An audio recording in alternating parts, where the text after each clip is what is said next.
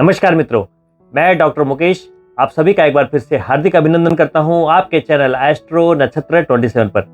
दोस्तों, अभी मैं आपके सामने उपस्थित हुआ हूं कर्क राशि के जातकों के लिए मई महीने का मासिक राशिफल एवं मार्गदर्शन को लेकर। कर्क राशि यानी कि जल तत्व राशि, चंद्रमा की राशि। चंद्रमा की प्रकृति की तरह ही कर्क राशि के जातक खूबसूरत लेकिन बड़े इमोशनल, साथ ही दोस्तों जल का जैसा स्वभाव है कि जिस पात्र में जाता है वैसा रूप ले लेता है, वैसे ही कर्क राशि के भी जातक होते हैं। बड़ी आसानी से लोगों के साथ घुल मिल जाते हैं और सभी के सुख दुख में काम आते हैं। जीवन में कभी भी उतार चढ़ाव का माहौल आए, कभी एक्सट्रीम प्रेशर हो लाइफ में, फिर भी बड़े सब्र के साथ अपनी परेशानियों का हल निकालने की कोशिश करते हैं, लेकिन थोड़े मानसिक विचलित भी हो जाते हैं क्योंकि चंद्रमा का स्वभाव है एक राशि में सिर्फ 2 से ढाई दिन रहते हैं। अलग अलग ग्रहों के साथ युतियां करते हुए बड़ी तेजी से विचरण करते रहते हैं। तो जल तत्व राशि है, इमोशनल राशि है, साथ में इनके विचार बहुत ज्यादा फ्लक्चुएट होते हैं, मूड स्विंग्स भी कह सकते हैं। जिनका चंद्रमा कमजोर है और वो कर्क राशि के जातक हैं, उनमें यह देखा जाता है कि उनके बहुत ज्यादा मूड स्विंग्स होते हैं। वहीं अगर आपका चंद्रमा पीड़ित है राहु के साथ या केतु के साथ या शनि के साथ, तो वैसे में समटाइम्स डिप्रेशन की समस्याएं भी देखी जाती है। ओवरऑल कर्क राशि के जातक बड़े संतुलित, लॉजिकल और व्यवहार कुशल होते हैं। आइए अब जाने की गोचर में आप कर्क राशि के जातकों के लिए मई के महीने में क्या क्या व्यवस्थाएं हैं और उसका क्या रिजल्ट मिलना है। मई के महीने में कोई ज्यादा गोचर नहीं है, जो बड़े गोचर होने थे हो चुके हैं। शनिदेव का गोचर आपके अष्टम भाव में अपनी ईश्वर राशि में जनवरी में, वहीं बृहस्पति देव का गोचर आपके करियर के भाव में 12 वर्षों के बाद हुआ है, दशम भाव में।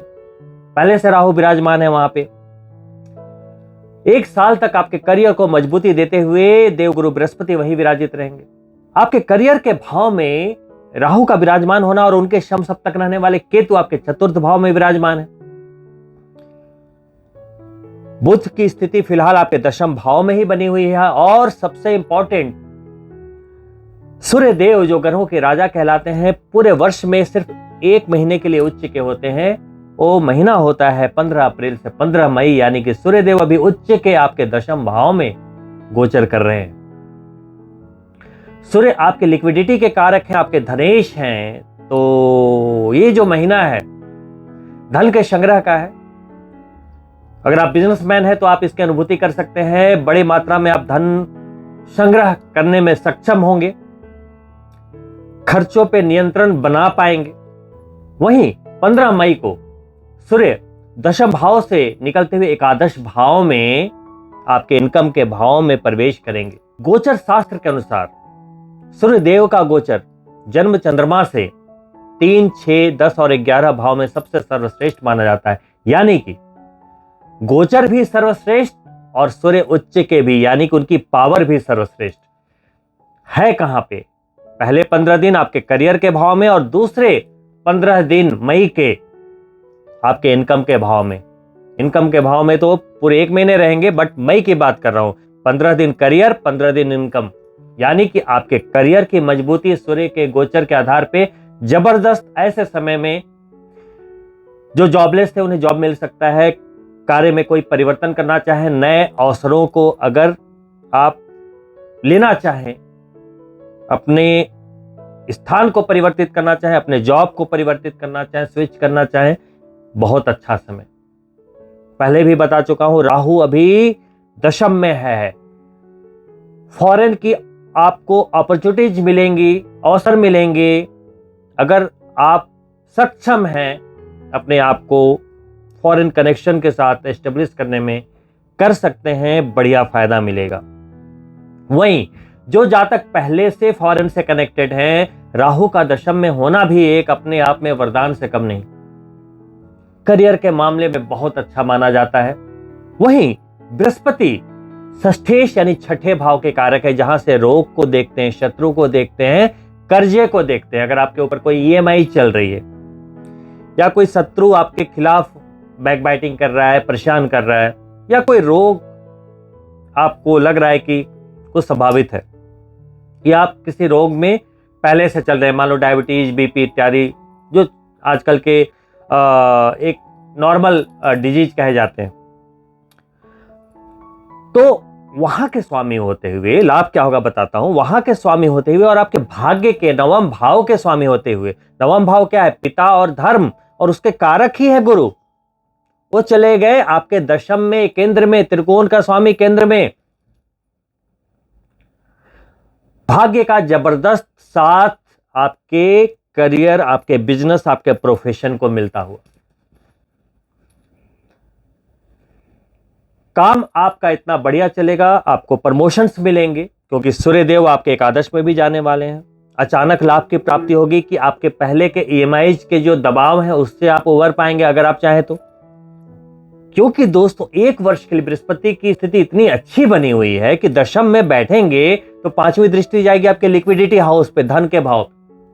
तो एक तरफ तो पांचवी दृष्टि से आपकी लिक्विडिटी को इंक्रीज करने के लिए उन्होंने आशीर्वाद दे दिया। करियर के भाव में बैठ के लिक्विडिटी कैसे इंक्रीज होगी? करियर में मजबूती आएगी तभी तो लिक्विडिटी इंक्रीज होगी। बिजनेस में लाभ, प्रोफेशन में लाभ, डील्स पे डील्स मिलेंगी, करियर में तरक्की होगी, जैसे भी लाभ हर तरह से संभावित। वहीं सिर्फ सेकंड हाउस आपके लिक्विडिटी का ही नहीं, आपके सोशल दायरों का होता है, वाणी का होता है, गले से संबंधित रोग का होता है। अगर मान लो थायराइड पहले से कुछ परेशान कर रहा था या कुछ है, गुरु की दृष्टि जाएगी, वो आपको, अगर आप कंट्रोल करना चाहें, कंट्रोल कर सकते हैं। यहां पर एक बात अभी और मैं बताने वाला हूं जिसको आपको ध्यान में रखना बहुत जरूरी होगा। एक तो बृहस्पति की नौवीं दृष्टि जब छठे भाव पे जाएगी, वो रोग, शत्रु, ऋण से मुक्त करने की पूरी कोशिश करेंगे, लेकिन यहां पे टर्म एंड कंडीशन अप्लाइड।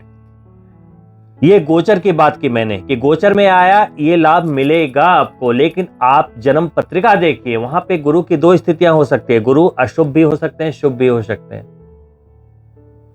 गुरु शुभ हुए तो जितना भी मैंने बोला वो आपके साथ होगा, लिक्विडिटी फॉर्म होगी, रोग, शत्रु, ऋण से मुक्ति मिलेगी, करियर में जबरदस्त वृद्धि।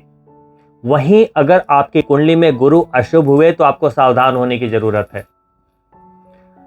खास करके सेकंड हाउस पे जब दृष्टि और छठे भाव पे दृष्टि एक साथ जा रही है, दशम में बैठे हैं, तो गले से संबंधित रोगों को आपको ट्रैक करते रहना पड़ेगा।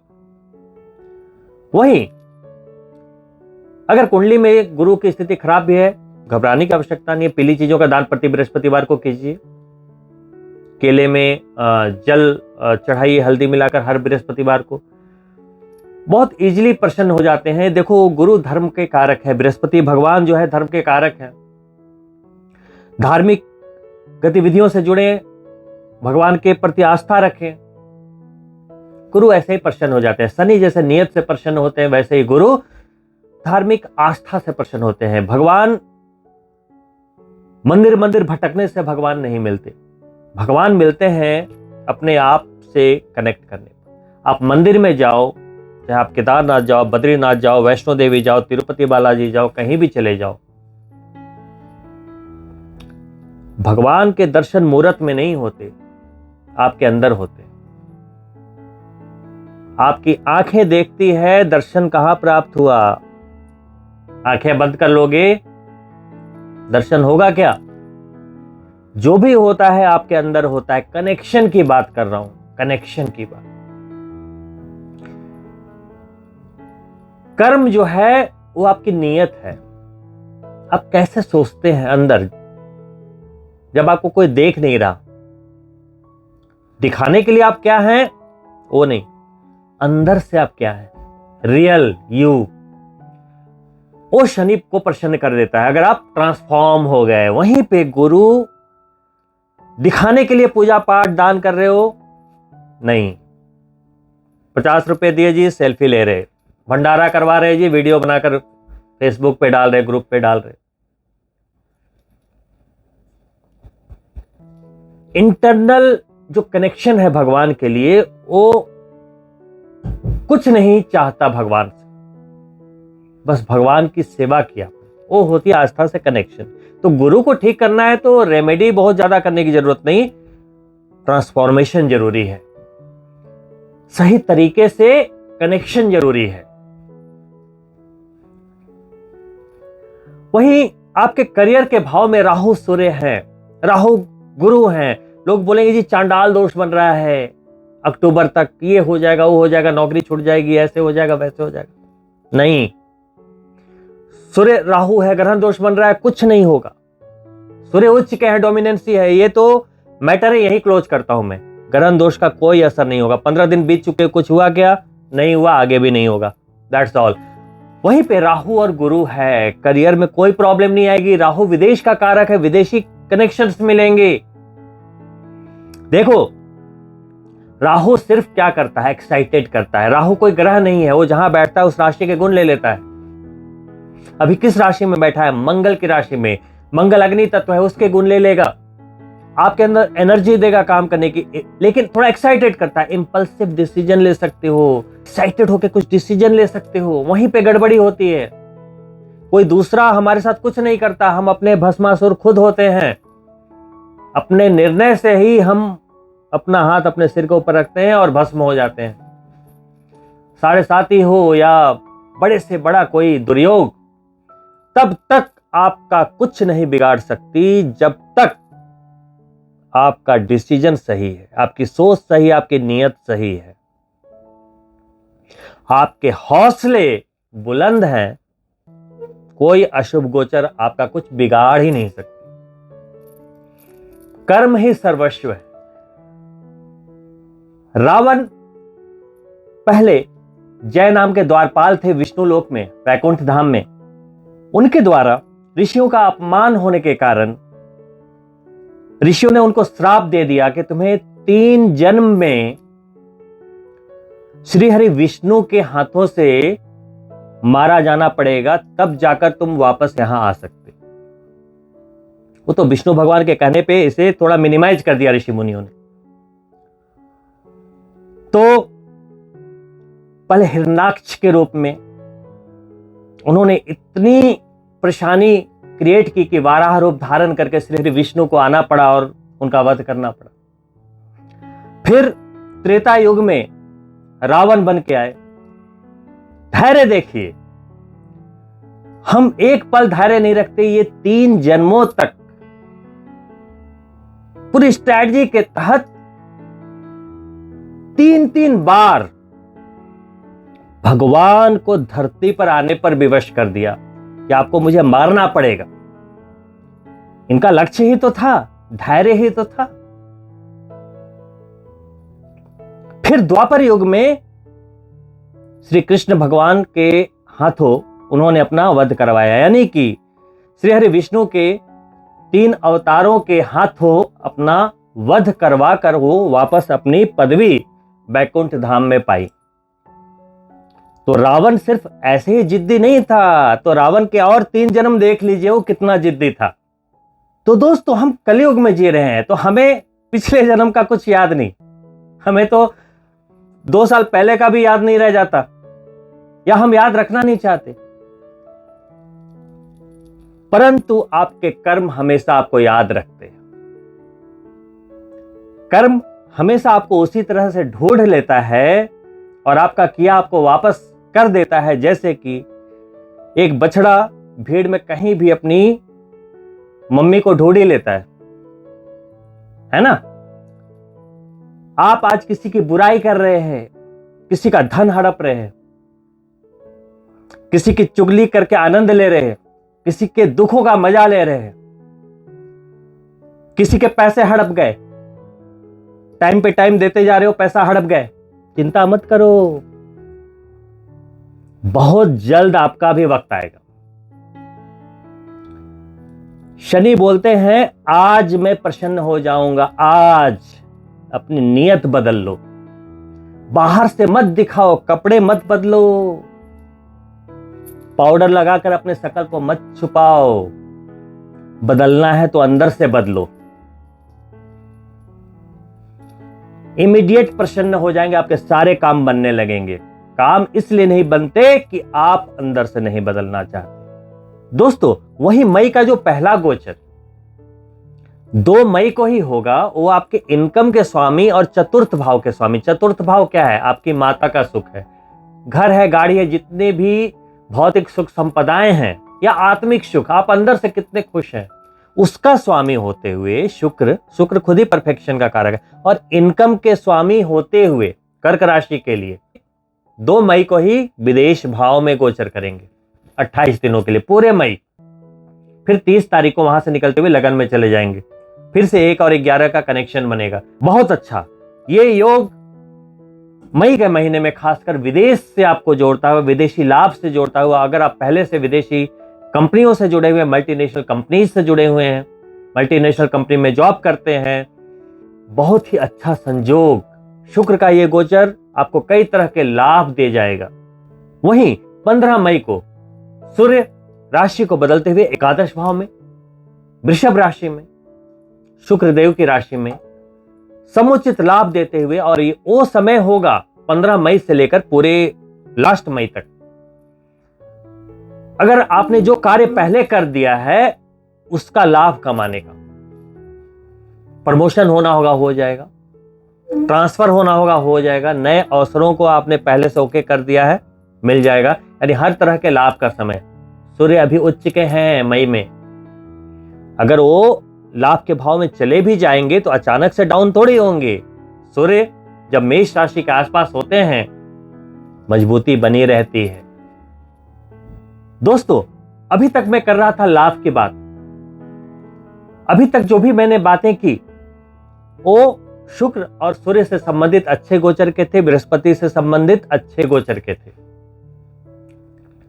लेकिन अब मैं जो बात करने वाला हूं वहां थोड़ी सावधानी अनिवार्य है। दोस्तों, कर्क राशि में नंबर 1 लिखा होता है आपके दशम भाव में, और नंबर 8 लिखा होता है आपके पंचम भाव में।